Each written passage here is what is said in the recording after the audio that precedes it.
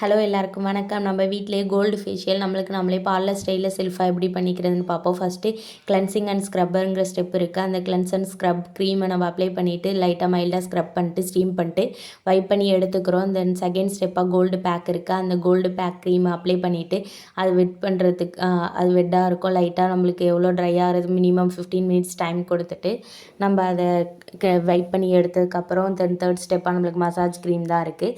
Massage க்ரீமை நம்ம apply பண்ணிவிட்டு நம்மளுக்கு செல்ஃபாக எப்படி முடிஞ்ச அளவுக்கு நம்ம ஃபேஸில் மசாஜ் கொடுத்துக்கிறோம். மசாஜ் கொடுக்குறப்ப நம்மளுக்கு இன்ஸ்டண்ட்டாக நல்ல க்ளோ கிடைக்கும்.